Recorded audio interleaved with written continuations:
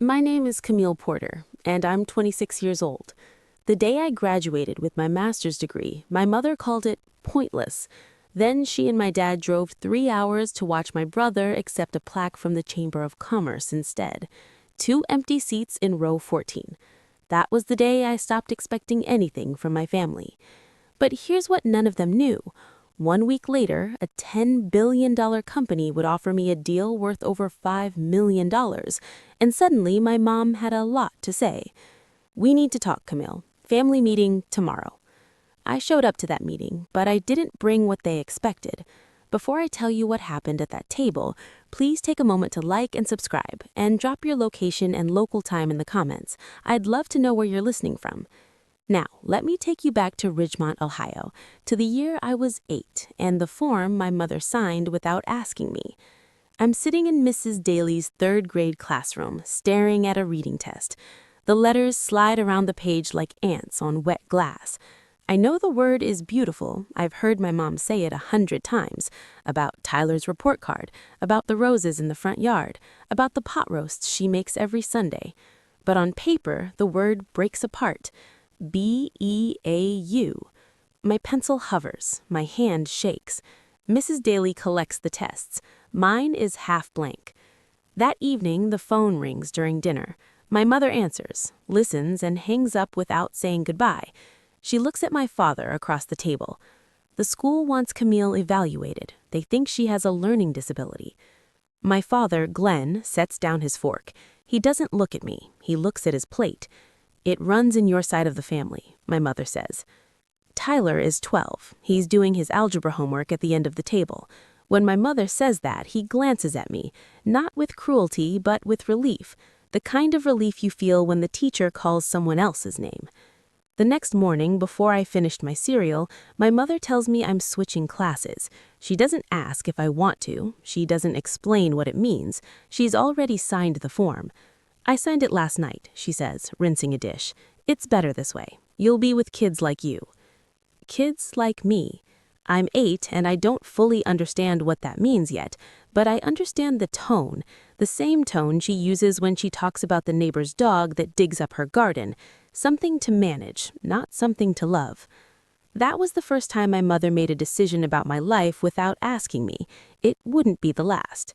Fast forward 6 years. I'm 14.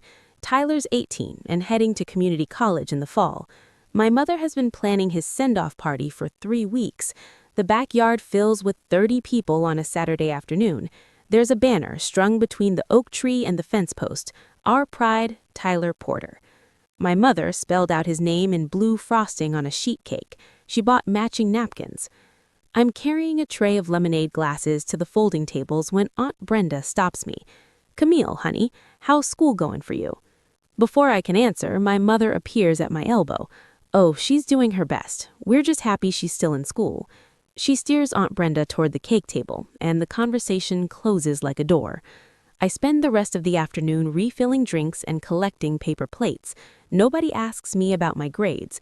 Nobody asks me what I want to be when I grow up. I'm furniture. Tyler gives a little speech. My father claps. My mother cries. This is our Tyler. He's going to take over the store someday. Porter Building Supply. My father's hardware and lumber shop on Main Street. The family legacy. Tyler's inheritance. My mother never once talked about what my legacy might be.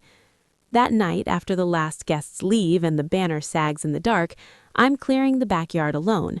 Under a folding chair, I find Tyler's old laptop, the one he replaced that morning with the new MacBook my parents bought him as a going-away gift.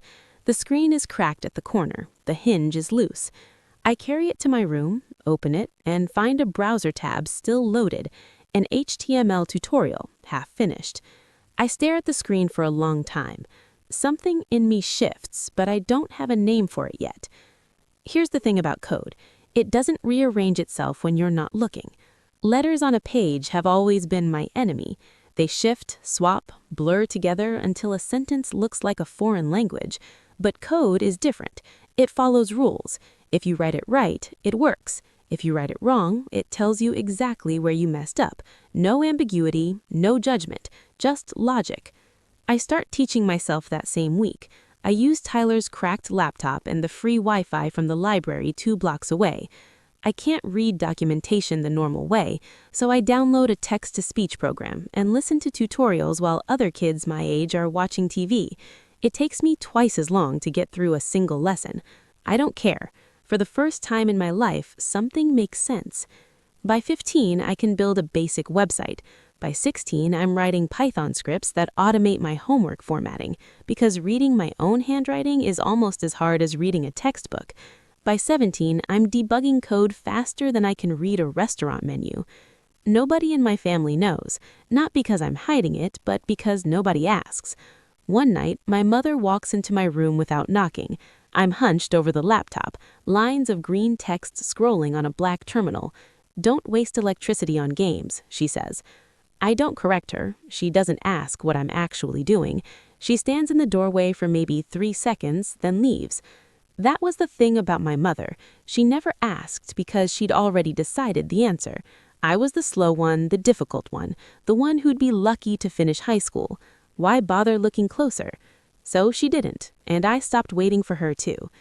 Senior year, I applied to 3 universities and earned a full computer science scholarship at a state school 200 miles from Ridgemont. When the acceptance letter arrives, I show it to my mother at the kitchen counter. She reads it once, sets it down next to the toaster. A scholarship for what? Computers. She opens the fridge. Who's going to hire you? My father drives me to campus on a Sunday in August. 3 hours on the highway and neither of us says a word. The cornfields scroll past like a film reel with no soundtrack. When he pulls up to my dorm, he helps me carry 2 boxes to the lobby. Then he stands by the car with his hands in his pockets. "Call your mother sometimes," he says. No good luck, no proud of you, just an instruction to keep the peace with Diane. I watch his taillights disappear past the campus gate, and I feel 2 things at once, relief and grief, so tangled together I can't separate them. College is brutal in ways my family never warned me about, because they never thought I'd get here. I use assistive software for every reading assignment.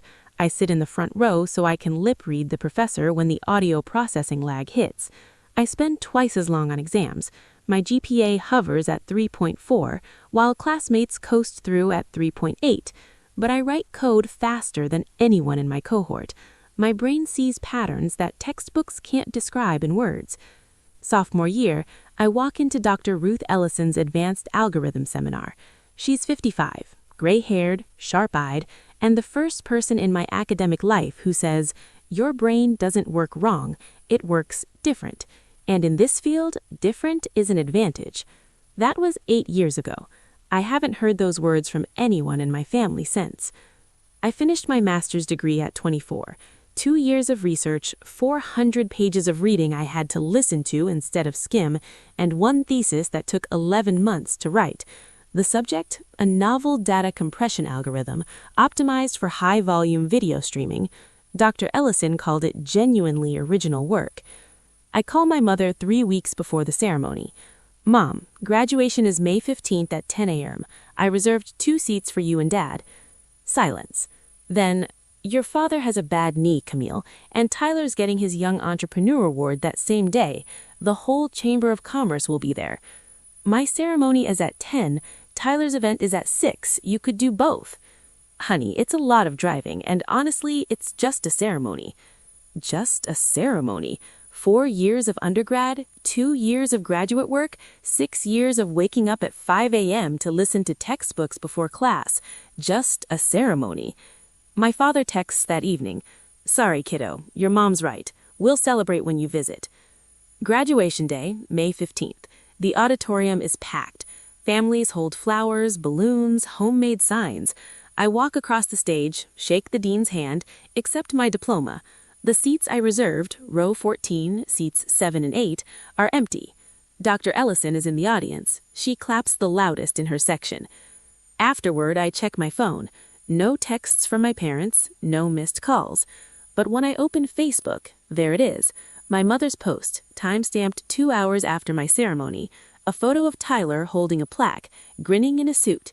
The caption reads, "So proud of our Tyler, Young Entrepreneur of the Year." 47 people liked it. My mother posted nothing about me. Not that day, not ever.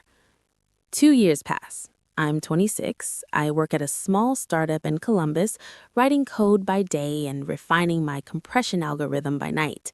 The apartment is a one-bedroom with a window that faces a parking lot, but it's mine. During those 2 years, I try. I send Christmas cards. I mail a birthday gift to my father, a new tackle box because he used to fish before the store consumed every weekend. I invite my parents to visit. "We'd love to see your place, honey," my mother says. She never comes. Tyler calls once. Once in 2 years. "Hey, Cam, do you know anything about building a website? I'm trying to get the store online." I spend 4 hours on a Saturday walking him through Shopify. He doesn't say thank you. He doesn't ask how I'm doing. My father calls to say my mother's been stressed. The house needs some repairs. If you ever want to help out. I send $2,000 that week. He doesn't mention it again. I don't get a thank you note. I don't get a phone call. I keep a contact log on my phone without meaning to. It just shows up in the call history. 47 outgoing calls in 2 years. 3 incoming. 2 from Tyler, both about the website. 1 from my father about the money. Sitting in my apartment one evening, I realize something that settles in my chest like a stone. If I keep doing this, reaching out, getting nothing back, reaching out again, I will spend the rest of my life waiting for approval from people who've already decided I don't deserve it. And I'll carry that pattern into every friendship, every relationship, every room I walk into. I'd made my peace with being invisible to them, but the universe apparently had other plans. I know some of you watching right now have felt exactly this. You've reached out to people who are supposed to love you, and all you got back was silence, or worse, a one-line text. If that's you, drop a comment below. I want to hear your story. And if this is hitting close to home, hit that subscribe button, because what happens next at that dinner table, I still can't believe I actually went through with it. Now, back to the story. The email arrives on a Tuesday morning, sandwiched between a spam newsletter and a calendar reminder. "Miss Porter, I'm David Chen, CTO at Vantage Systems. We've reviewed the compression algorithm you presented at the ACM Data Conference last week. We'd like to discuss a licensing arrangement. Are you available for a call?" I read it 3 times. Vantage Systems, cloud infrastructure, $10 billion valuation. Their streaming clients include half the major platforms in North America. The call leads to a flight to San Francisco. The flight leads to a conference room on the 32nd floor of a glass tower south of Market Street. 4 engineers, 2 executives, a whiteboard covered in my equations. They want to license the algorithm exclusively. They also want me, lead researcher, new compression division. The offer, $350,000 a year in salary, plus equity vesting over 4 years. Total package value north of $5 million. I signed the contract on a Thursday. By Friday, TechCrunch runs the headline. TechCrunch signs $5 million plus deal with independent researcher for breakthrough compression algorithm. Bloomberg picks it up, then Wired, then the local CBS affiliate in Columbus because an Ohio native makes a good local interest angle.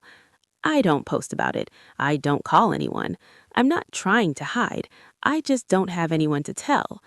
Dr. Ellison sends a one-line email. "Told you so." I smile for the first time in days. But the internet doesn't care what I want to keep quiet. Within 48 hours, my phone rings. The caller ID shows a number I haven't seen light up my screen in months. "Mom?" "Camille, honey." Her voice is warm, almost musical. I haven't heard that tone directed at me. Actually, I'm not sure I've ever heard that tone directed at anyone. "Hi, Mom. I saw something about you online. Your father showed me the article. We are so proud of you." I hold the phone away from my ear for a second and stare at it. Proud. The word lands like a coin dropped into an empty well. "You're proud," I say. "Of course we are. Your father and I always knew you'd figure things out." Always knew. The woman who called my graduation just a ceremony, the woman who signed me into special education without telling me, the woman who told Aunt Brenda I was lucky to still be in school. She always knew. I let the silence sit. 5 seconds, 7. She feels it.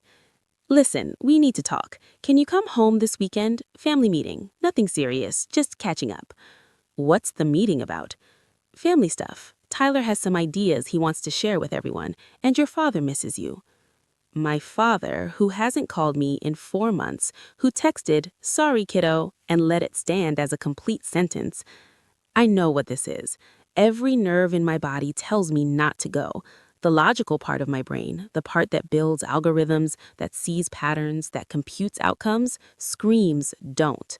But there's another part, the part that is 8 years old, carrying lemonade glasses, watching her mother cry over Tyler's speech. That part still hopes, still whispers, maybe this time. Okay, I say, I'll be there Saturday. I hang up. I sit on my bed for a long time. I said yes, not because I believed her, but because I needed to see their faces when I said what I came to say. Thursday morning, Tyler posts on Facebook, public. Family is everything. Some people forget where they came from when they get a little success. Real ones stick together. Hashtag family first. 73 likes, mostly Ridgemont locals. Aunt Brenda comments, Amen. Uncle Ray adds a prayer hands emoji. I screenshot it. Not out of anger, out of documentation. A habit I picked up in research. Saved the data. By Thursday afternoon, my grandmother texts me, Grandma Joan, sweet voice, soft hands, the kind of woman who puts doilies on every surface. Your mother says you're coming home. So good to hear. We're all so happy for you, dear. I read it twice. So happy for you, not so happy to see you. For you, as in for what I now represent.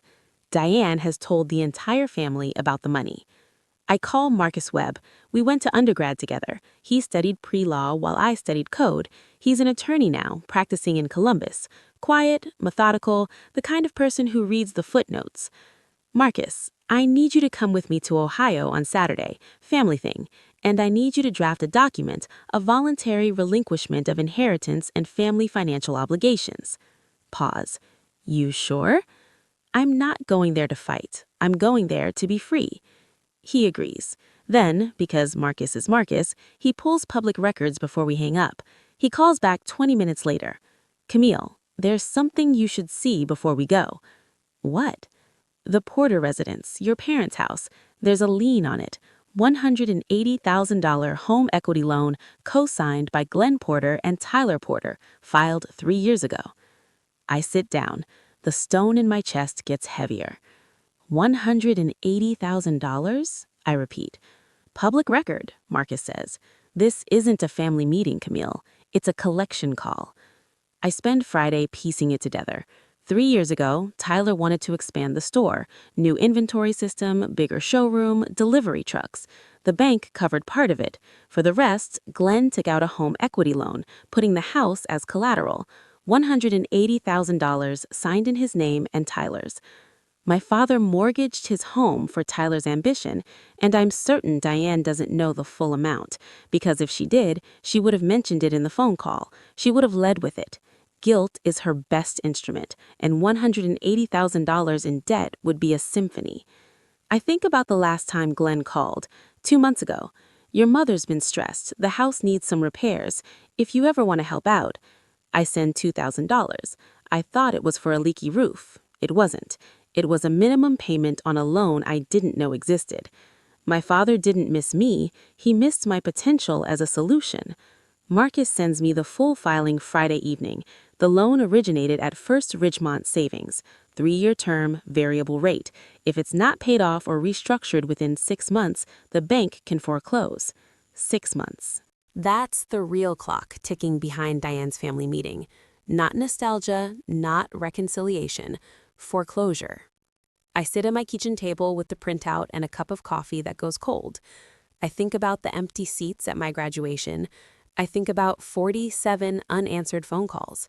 I think about she's doing her best and we're just happy she's still in school. And I make a decision. I'm still going on Saturday. I'm still bringing Marcus, but I'm not going to save that house. I'm going to set myself free from the expectation that I should. Marcus digs deeper. By Friday night, the picture is complete, and it's worse than I expected.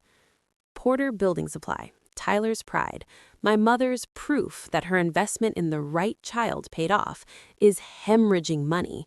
Revenue down 40% over 2 years, 2 separate bank loans, both in arrears. Tyler missed a supplier payment in March, and his biggest vendor put him on cash-only terms, which means he can't stock inventory without money he doesn't have. Total debt around $200,000, not counting the home equity lien. If the store goes under, and the trajectory says it will, the house lien gets called. My parents lose the house. The retirement savings my father quietly drained to cover shortfalls, gone. Diane, who hasn't worked outside the home in 30 years, would have nothing. I understand the math now. Tyler needs $200,000, the house needs $180,000, and I just signed a deal that put my name next to the words $5 million on every tech blog in the country. They don't want a family meeting, they want a bailout. Part of me feels something close to sympathy, not for the manipulation, but for the desperation underneath it. Glenn is 60 years old, and his retirement is a hole in a spreadsheet. Tyler is 30, and his proof of worth is a store with a fading sign. Diane is 58, and the only asset she's ever controlled is her family. They're drowning, and they're reaching for the one person they spent 2 decades pushing underwater. Saturday morning, I pack 1 bag, 1 folder, and 1 person they don't expect. Marcus drives. We head east on I-70 toward Ridgemont. The cornfields are gold under an October sky, and neither of us says much. There's nothing left to say until we're sitting at that table. Ridgemont hasn't changed. Same oak-lined streets, same faded storefronts, same American flags hanging limp from porches that could use a coat of paint. I spot Porter Building Supply at the end of Main Street. As we drive past, the sign reads, Porter Building Supply, ested in 1987. But the 7 is peeling, and the parking lot has weeds cracking through the asphalt. Marcus parks behind my parents' house. Single-story, white siding, green shutters.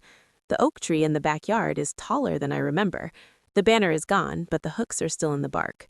My mother opens the front door before I knock. She's wearing the floral blouse she saves for church. Her arms wrap around me, the first hug I've gotten from her in years. It feels like a costume. Look at you. You look so grown up. Her eyes shift to Marcus. The hug drops. Who's this? My attorney. He's here as a guest. 2 seconds of silence. I watch her calculate. Then the smile returns, thinner than before. Well, any friend of Camille's is welcome. Inside, the house smells like pot roast. Tyler's favorite. Not mine. Mine is chicken and dumplings, but nobody ever remembers that. The dining room. Oval table, 6 chairs, 2 folding chairs pulled from the garage. My father sits at the head, jaw tight, hands flat on the tablecloth. Tyler is across from him with his wife, Sarah, who offers a small wave. Grandpa Walt and Grandma June sit near the window. Grandpa Walt nods at me. Grandma June clutches a napkin. 8 place settings, 7 family members, and 1 attorney nobody was expecting. I glance at the living room wall as I pass. Every framed photo is Tyler. Graduation, wedding, store opening, ribbon cutting. Not a single photograph of me. We sit. My mother serves. Pot roast, mashed potatoes, green beans from a can. She sets a plate in front of Marcus with a smile that doesn't reach her eyes, then takes her seat at the opposite end from my father. I'm so glad we're all together, she begins. Her hands are folded, her voice is the one she uses at PTA meetings, warm, controlled, rehearsed. Family is the most important thing in the world, and I think we can all agree it's been too long. She turns to me. We've been following your career, Camille. Your father and I are just over the moon. Glenn nods. He doesn't speak. Tyler leans back in his chair. Yeah, Cam, congrats. Must be nice to work with computers all day. Sarah stares at her potatoes. Grandma June reaches across the table and pats my hand. We always knew you were special, Camille. I look at her. Sweet, soft Grandma June. She didn't call me during college. Not during grad school, not when I graduated, not when the article came out. She heard about me from Diane, and now she always knew. I take a bite of pot roast, chew slowly. I'm in no rush. The table fills with small talk. Tyler's plans for the store, Sarah's garden, Grandpa Walt's knee replacement. My mother steers every topic back to family unity. We're Porters. We stick together. the way a conductor keeps the orchestra from drifting off tempo. Nobody mentions money, not yet. They're circling it like you circle a subject you've rehearsed but haven't found the right moment to introduce. I wait. I've spent my whole life being patient while this family decided when I mattered. A few more minutes won't hurt. The pot roast is dry, the plates are cleared. My mother brings out coffee and a pecan pie. Store-bought, which means she's been distracted. Diane Porter does not buy store-bought pie unless something is consuming her attention. She sets the pie down and doesn't slice it. Instead, she folds her hands again and looks at Tyler. He straightens. "So, Tyler," my mother's voice shifts. Still warm, but the rehearsal is showing. "Tyler's been working so hard on the store. You know how tough the economy's been for small businesses." Tyler takes the handoff. "I've got a plan to go digital, online ordering, delivery service, the whole thing, but I need capital to make it happen, around $200,000. He says it the way you'd ask someone to pass the salt. Casual, entitled, like $200,000 is a family obligation, not a fortune. My mother adds, "We thought since you're doing so well now, maybe you could invest in the family business, keep it in the Porter name. It would mean so much to all of us." Every pair of eyes at the table turns to me. Glenn, Tyler, Sarah, Grandma June, Grandpa Walt, and my mother. 7 people waiting. Grandpa Walt clears his throat. "It's what family does, Camille." I set down my coffee cup. I look at each of them slowly, deliberately. When was the last time anyone in this room called me before that article came out? The silence is instant. The clock on the wall ticks. Someone's fork clinks against a saucer. Sarah looks at her lap. Tyler's jaw tightens. Glenn stares at the tablecloth. Grandma June opens her mouth, then closes it. Nobody answers because we all know the answer is never. My mother recovers first. "Camille, this isn't about—" "I didn't ask what it's about. I asked a question." The room recalibrates. My mother's smile tightens. Tyler reaches for his water glass. Sarah hasn't looked up in 2 minutes. Then my father speaks. For the first time all evening, Glenn Porter opens his mouth, and what comes out isn't comfort or apology. It's the second ask. "Camille, there's something else." His voice is low, almost reluctant, like he's reading a script someone else wrote. "The house, we took a loan a few years back. Things got tight. If we don't pay it back in the next 6 months, we could lose the house." My mother's head turns slowly, like a radar dish tracking a signal. "What loan? Glenn, what are you talking about?"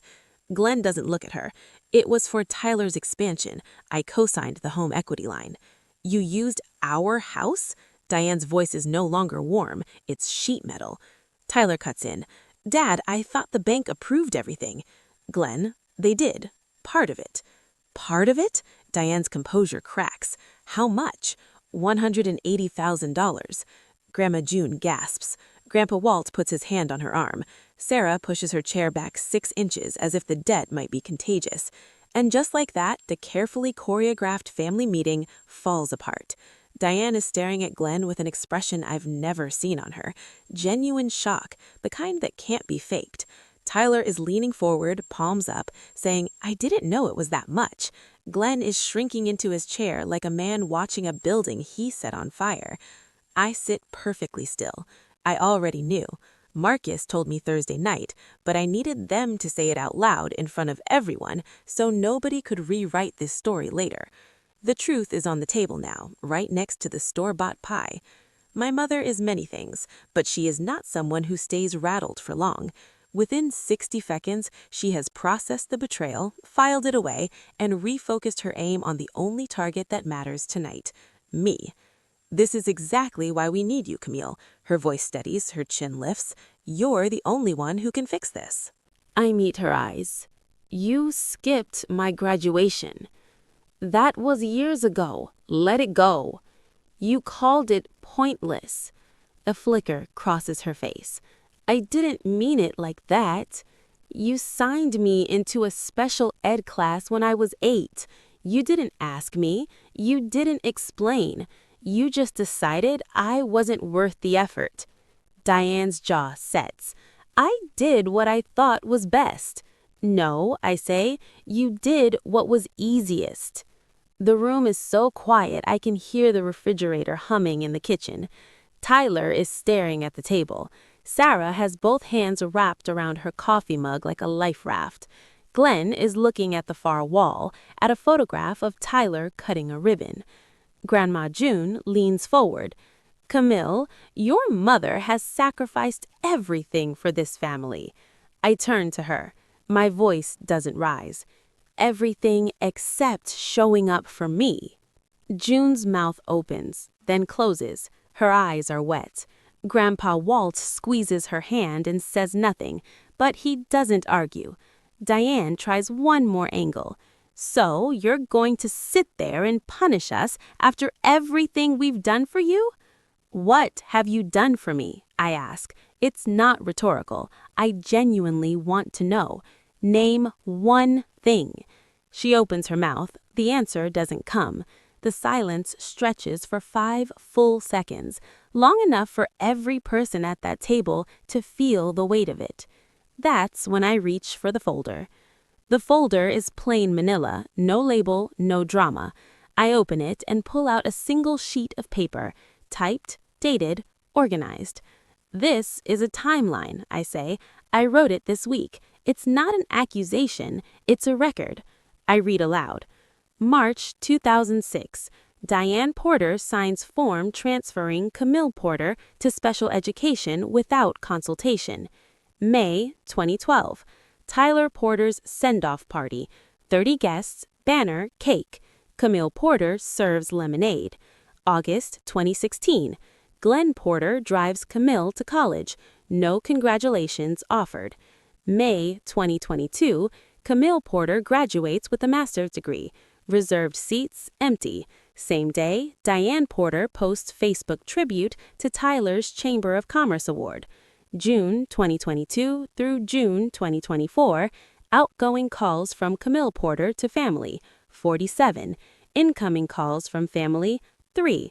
2 regarding website assistance, 1 requesting money. I look up. The room is frozen. You kept count, Diane says. I didn't have to. My phone did. Grandpa Walt is leaning forward now, his hands clasped. He's looking at Diane with an expression I've never seen from him. Not anger, but reassessment. Like a man reading a map he thought he knew and discovering the roads don't match. Grandma June is crying silently, dabbing her eyes with the napkin she's been clutching since I arrived. Tyler won't meet my eyes. Sarah is watching me with something that might be recognition, the look of someone starting to understand the shape of the family she married into. Glenn hasn't moved. His hands are still flat on the tablecloth, but his fingers are trembling. 47 calls, Grandpa Walt murmurs. He's not talking to anyone in particular. He's just holding the number in his mouth, tasting it. I turn the page in the folder. There's one more thing. I nod to Marcus. He reaches into his briefcase, calm and professional, like this is a Tuesday afternoon closing and not a family detonation. For context, and this is all public record, the Porter residence at 412 Maple Drive currently carries a lien of $180,000. Home equity loan, co-signed by Glenn and Tyler Porter, originated at First Ridgemont Savings 3 years ago. He pauses to let the number land. It lands hard. Diane turns to Glenn. Her voice is barely above a whisper, but it carries. You used our house? You told me it was a small line of credit. Glenn, I didn't want to worry you. $180,000? Glenn, you didn't want to worry me? Tyler, Dad, you said the bank handled everything. You told me the house was fine. It was fine until the store. Don't put this on me, Tyler snaps. The table fractures. Diane and Glenn arguing across the pot roast. Tyler defending himself to both of them. Sarah sitting rigid, jaw tight, realizing the man she married is $180,000 deeper in trouble than she knew. Grandma June whispers, "Oh, Glenn. Oh, honey." Grandpa Walt says nothing. He watches. I don't participate. I observe. This is their mess, their loans, their lies, their deals made in each other's blind spots. I didn't create any of it. I'm just the person they thought could make it disappear. After 90 seconds of crossfire, the arguing burns itself out the way it always does in families, not with resolution, but with exhaustion. Marcus speaks again, quietly. Camille asked me to prepare one additional document. He places a single sheet in front of me. Every person at the table leans forward. The document is one page, clean type, no legalese beyond what's necessary. Voluntary relinquishment of inheritance and financial obligations. At the bottom, a signature line. My name is already printed beneath it. What is this? Diane asks. Freedom, I say. Yours and mine. I look around the table. I'm not here to save the house. I'm not here to fund Tyler's store. I'm here to make one thing legal and clear. I don't owe this family anything financially, and this family doesn't owe me anything either. Tyler leans back like he's been slapped. You're seriously cutting us off? I'm not cutting you off. I'm releasing us. There's a difference. The words settle over the table like snowfall, quiet, cold, and impossible to brush away. Grandma June shakes her head slowly. Camille, honey, you don't mean that. I do, Grandma. I've thought about this more carefully than any decision I've ever made. Glenn stares at the document. His hands are shaking. He doesn't reach for it. He doesn't push it away. He just stares like a man looking at the receipt for something he lost a long time ago. Diane hasn't moved. Her eyes are on me, hard, calculating, searching for the crack she can pry open. She spent 58 years controlling rooms. She doesn't lose easily. After everything I did for you, she says. Her voice is quiet. I raised you. I fed you. I kept you in this house. You housed me. You fed me. That's not the same as raising me, Mom. Raising me would have meant showing up. You're going to regret this. Maybe, but I won't regret it as much as I'd regret staying. I pick up the pen Marcus placed beside the document.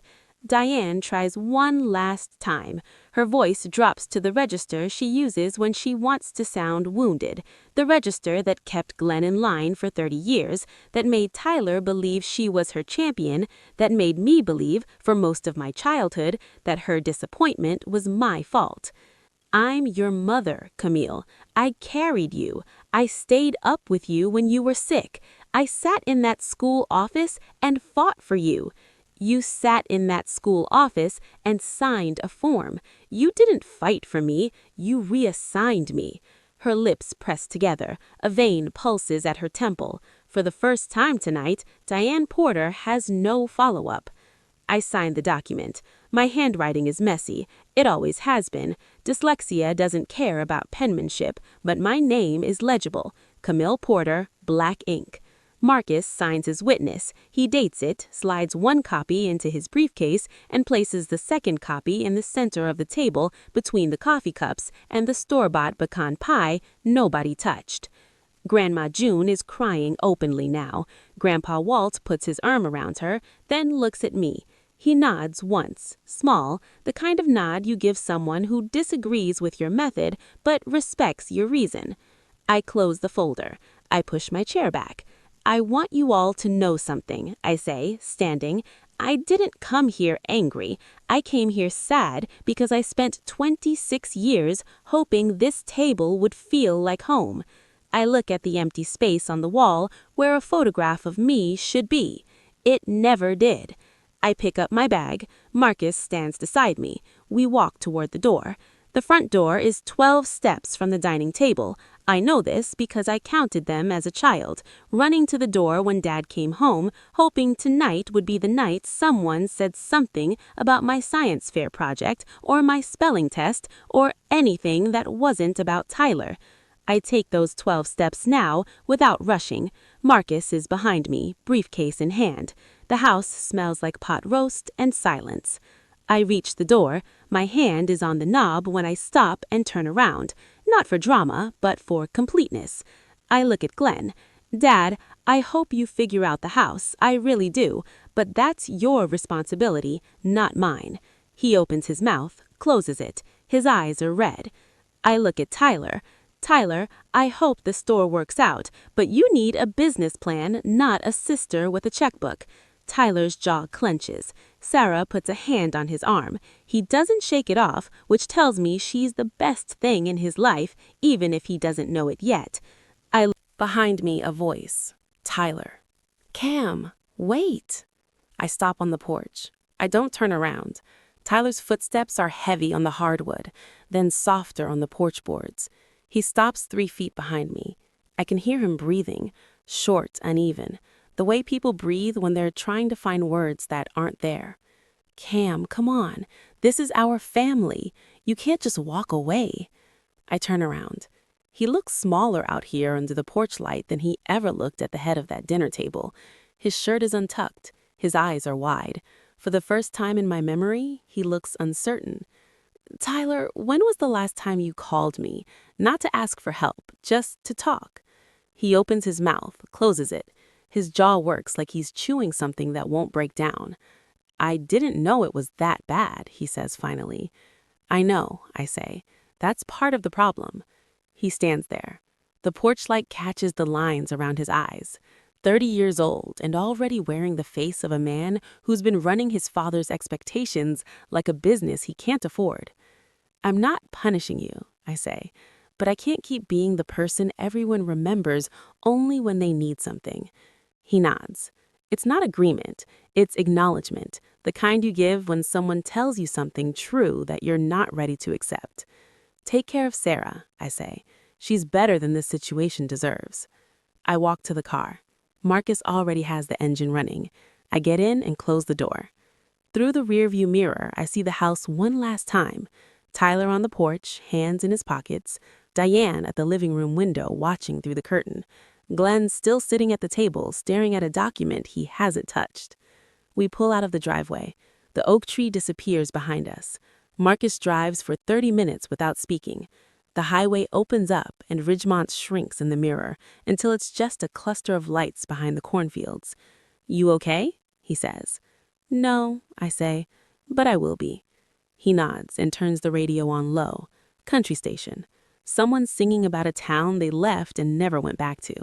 I almost laugh. I watch the fields pass. Flat, gold, endless. The same fields I saw when I was 18, sitting in the passenger seat while my father drove me to college without saying a word. Same highway, same corn. But this time, I'm the girl being delivered somewhere. I'm the woman choosing where to go. My phone buzzes. I look down. Diane, you'll regret this, Camille. Blood is thicker than water. I read it. I set the phone face down on my lap. 3 minutes later, another buzz. Different number. Grandpa Walt. I'm sorry, kiddo. Your grandmother and I should have said something sooner. I stare at the message for a long time. 11 words. It's the first time anyone in my family has apologized to me. Not, we'll celebrate another time. Not, don't be dramatic. An actual apology. I type back. Thank you, Grandpa. That means more than you know. He responds with a single period. That's Walt. A man who says what he means and nothing more. Marcus glances over. Good news? My grandfather apologized. First time. He's quiet for a moment. That's not nothing, Camille. No, I say, it's not. The highway stretches ahead. Columbus is 2 hours east. My apartment, my desk, my 2 monitors, Dr. Ellison's cactus on the windowsill, a life that's small and clean, and mine. I close my eyes and let the road carry me toward it. I get home after midnight. The apartment is exactly how I left it. Dishes in the rack, laptop on the desk, Dr. Ellison's cactus in its terracotta pot on the windowsill. The parking lot light spills through the blinds and paints stripes on the floor. I drop my bag by the door. I sit at my desk. I open my laptop and stare at the Vantage Systems onboarding email. Orientation starts Monday in San Francisco. New apartment details, relocation package, a life that starts in 72 hours. I close the email and open a blank document. I type 1 sentence. Thank you for showing up when they didn't. I send it to Dr. Ellison. She responds at 12:47 a.m. because Ruth Ellison has never slept before 1, with a single line. Go change the world, Porter. You've earned it. I sit in the quiet. No phone buzzing, no voices through thin walls, no one asking for money or favors or a piece of the thing I built with 6 years of text-to-speech and late nights and no safety net.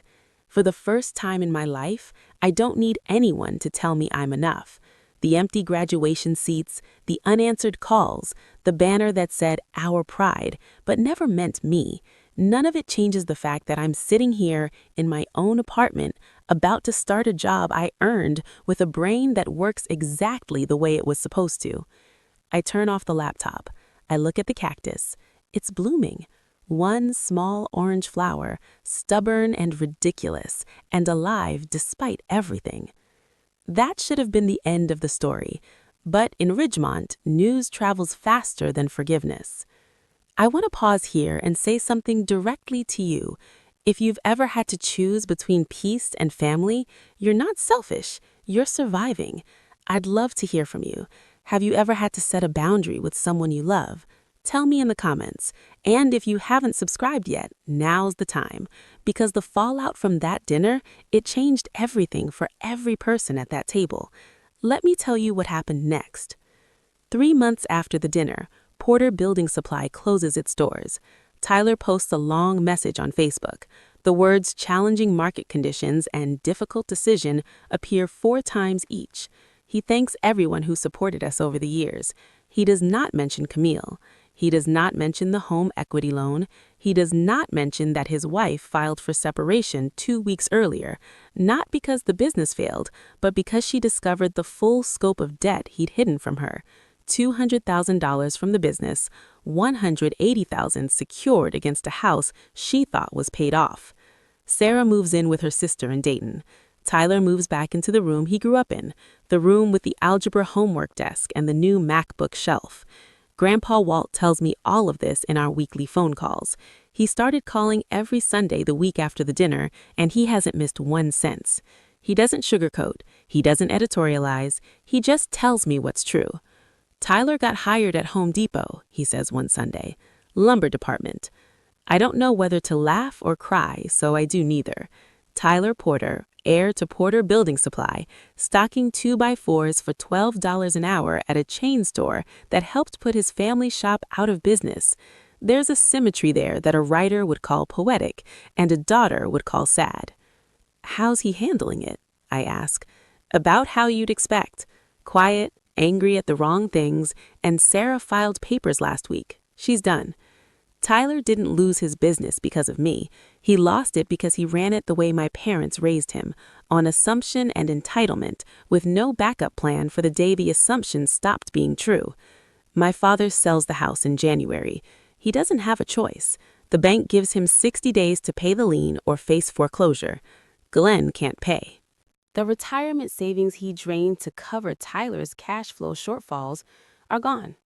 And the store's liquidation barely covers its own debts. So, 412 Maple Drive goes on the market and sells in 3 weeks to a young couple from Columbus who want a fixer-upper. Glenn and Diane move into a 2-bedroom apartment above the old barbershop on 2nd Street. Rent is $900 a month. Diane, who hasn't held a job since before Tyler was born, starts volunteering at the church thrift store. Not because she wants to, but because she needs somewhere to go that isn't a 2-bedroom apartment with the man who mortgaged her home without telling her. Diane blames Glenn. Glenn blames Tyler. Tyler blames the economy. Nobody blames themselves. Nobody calls me except once. Glenn's number shows up on a Tuesday evening. I almost don't answer, but something in me, that 8-year-old girl watching taillights disappear past the campus gate, picks up. Kiddo. His voice is thinner than I remember. I know I messed up, but your mom, she's not doing well. She's not sleeping, she's not eating right. I close my eyes. I'm sorry to hear that, Dad, but I'm not the person who can help her. Silence, long and heavy. The kind of silence that sits between 2 people who both know a door is closing. He understands, he says. He hangs up. No guilt trip, no manipulation, just, I understand. I cry after that call, Not because I regret my decision, but because that two-word sentence, I understand, is the most honest thing my father has ever said to me, and it took losing everything for him to say it. Diane doesn't go quietly. That's not her way. In the weeks after the dinner, she calls Aunt Brenda, Uncle Ray, 2 neighbors, and 3 women from her church circle. The story she tells is simple. Camille abandoned her family the moment she got money. Ungrateful, cold, forgot where she came from. It works for about 2 weeks. Then Grandpa Walt starts making his own calls. He doesn't defend me with emotion, he defends me with facts. He mentions the 47 unanswered phone calls, the empty seats at graduation, the special ed form Diane signed without discussion, the Facebook post about Tyler's award on the same day her daughter received a master's degree. He mentions these things calmly, the way you'd read items from a grocery list, and he lets people draw their own conclusions. By February, the narrative shifts, not dramatically. Ridgemont isn't a place where people change their minds fast. But the women at church stop asking Diane to organize the spring luncheon. She's not uninvited. She's simply not asked. The phone calls from neighbors slow down. Aunt Brenda stops commenting amen on Tyler's posts. Diane doesn't apologize. I don't expect her to. Apology would require her to admit that her system, the one where Tyler was the investment and I was the cost, was wrong from the start. That's not a correction she's capable of making. Not yet. Maybe never.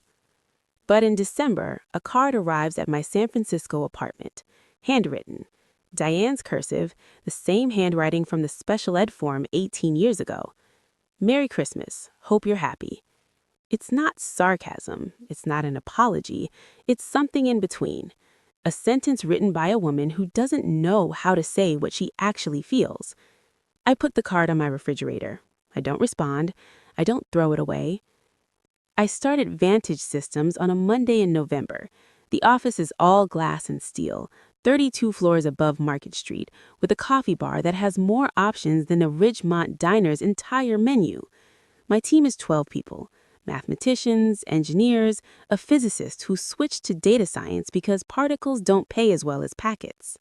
I'm the youngest. I'm the only one with dyslexia, and on my first day, I use my text-to-speech software during the morning stand-up meeting without apologizing for it. Nobody blinks. Nobody says she's doing her best. Nobody looks at me the way Tyler looked at me across that third-grade dinner table. They look at my whiteboard equations and ask questions, and I answer them, and the answers are good. 3 months in, the CTO stands up at an all-hands meeting. 400 people. Live streamed to remote offices in Austin and London. He says, I want to recognize someone. Camille Porter's compression algorithm is projected to save our clients an estimated $200 million per year in bandwidth costs. He pauses. He built it because she thinks differently. That's not a weakness. It's our competitive advantage. 400 people clap. I sit in the third row and let the sound wash over me. It's not the same as a mother's approval. It's not the same as a father's pride. It never will be. But it's something real. Recognition earned by work, given by people who judged me on output, not on the assumptions they made when I was 8. After the meeting, a junior engineer stops me in the hallway. Dr. Porter, she starts. I'm not a doctor, but I don't correct her. How did you know the algorithm would work? She asks. I smile. I didn't. I just kept trying until the letters stayed still. She laughs. She has no idea what I mean. That's fine. 1 year after the dinner, I'm 27. My apartment in San Francisco has a window that faces the bay, and on clear mornings, I can see the Golden Gate Bridge rising out of the fog like something the city dreamed up and forgot to erase. I have friends now, real ones. Colleagues who invite me hiking on Saturdays, a neighbor who brings me sourdough because she bakes too much and I eat too little, a running group that meets at Crissy Field before sunrise. None of them knew me when I was the girl in the special ed class. None of them care. Grandpa Walt calls every Sunday at 9 a.m. Pacific, which is noon in Ohio, right after church, right before lunch. He tells me about the town. Tyler is working steady at Home Depot. Glenn found a part-time job at a garden center. Diane volunteers at the thrift store 3 days a week. How's Mom? I ask, because I still ask, because some habits are older than my resolve. Same stubborn, he says.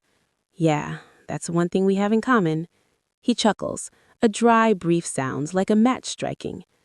I ask about Sarah. Walt says she's doing well in Dayton. New job, new apartment. She sends Walt a text every few weeks. She always liked him better than the rest of us. I don't ask about Tyler directly. Walt offers what he thinks I need to hear and holds back the rest. That's his way. He's been watching this family longer than anyone, and he knows the difference between information and interference. You happy out there? He asks before we hang up. I think about it. Not the reflexive, I'm fine, or the practiced, everything's great. I actually think. Getting there, I say. Getting there. On a Sunday night in January, I do something I haven't done since I was 14 and struggling through a homework assignment that took me 4 hours. I write by hand. I sit at my kitchen table with a legal pad and a ballpoint pen, and I write a letter to my mother. The handwriting is terrible, cramped, uneven letters reversing themselves out of habit. Dyslexia doesn't go away because you built an algorithm. It doesn't care that 400 people clapped for you. It just is. But I write anyway. Mom, I'm not writing this to hurt you. I'm not writing it to prove anything. I'm writing it because there's something I need to say, and I don't trust myself to say it out loud. I forgive you. Not because you earned it, but because I deserve to let go. I forgive you for the form you signed when I was 8, for the banner that never had my name on it, for the graduation you called pointless, for the Facebook post, for the 47 calls, for the pot roast you always made because Tyler liked it. I don't forgive you because what you did was okay. I forgive you because carrying it is heavier than writing it down. I hope you find whatever it is you're looking for. I hope you learn that controlling people isn't the same as loving them. I hope someday you look at the wall in that apartment and realize something's missing. I put the pen down. I read the letter once. The handwriting is barely legible, even to me. It doesn't matter. I fold the paper, slide it into the back of my desk drawer, and close it. I don't send the letter. I don't need to. The person who needed to read it already has. I open my laptop. A new project is waiting, an open-source text-to-speech tool for children with dyslexia. I'm calling it Ellison. I want to be honest with you about something. I don't hate my family. I don't sit in my apartment plotting their downfall. I don't refresh Tyler's Facebook page to see if the Home Depot job is going well or badly. I don't screen my mother's calls. She doesn't call.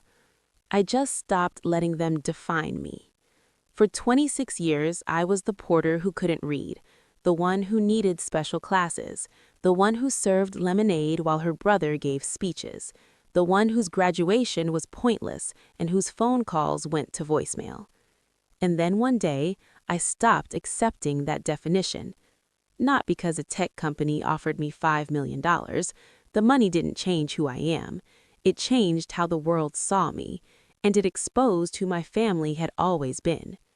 Some people will only see your value when the world puts a price tag on it. But your value existed before the offer letter, before the article, before the algorithm. It existed when you were 8 years old, sitting in a classroom where the letters wouldn't stay still, and you kept trying anyway. Boundaries aren't punishment. They're the line between who you were and who you're becoming. I didn't draw that line to be cruel. I drew it because I finally understood that staying on the wrong side of it would cost me more than any amount of money could fix. My brain was never broken. It just spoke a different language, and it took me 26 years to find the people who understood it. If you're still looking for those people, keep going. They're out there. And when you find them, you'll realize something that took me a lifetime to learn. The people who matter don't need you to be fixed. They just need you to show up, the way my family never did. A Tuesday morning in March, I'm at my desk, second cup of coffee, reviewing a pull request from the Ellison project team. 3 developers volunteered their weekends, 2 speech therapists consulted on the phone engine. We soft launched 2 weeks ago. Free, open source, available in 4 languages. My inbox has the usual Vantage stand-up notes, a calendar invite for my running group, a message from my neighbor about leftover sourdough, and 1 email I don't expect. The subject line is empty. The sender is a school in rural Michigan, a teacher writing on behalf of a student. Dear Miss Porter, my name is Hannah. I'm 12. I have dyslexia too. My teacher showed me your app and it's the first thing that makes me feel like I'm not dumb. I didn't know other people had brains like mine. Thank you for making something for us. I read it 3 times. The 3rd time, I cry. Not the quiet, controlled tears I've gotten used to, the kind that come from somewhere deeper, somewhere I sealed shut a long time ago. The kind that happen when someone says the thing you needed to hear at 12 and didn't get until 27. I type back, Hannah, you're not dumb. You never were. And one day, you're going to build something that changes the world. I'm not guessing. I know. I close the laptop. I look out the window. The Golden Gate is half hidden in morning fog, its cables disappearing into white, like a bridge between 2 things you can't see at the same time. My phone is silent. Nobody is calling. And for the first time, that silence doesn't feel like absence. It feels like space. My name is Camille Porter. I'm 27 years old, and I'm finally home. And that's my story. If you made it this far, I just want to say thank you. Whether you're someone who's been through something like this or someone who's just starting to realize you deserve better, you do. Now, I have a question for you. What would you have done at that dinner table? Would you have signed that paper, or would you have given them the money? Drop your answer in the comments. I read every single one. And check the description below for more stories like this. I'll see you in the next one.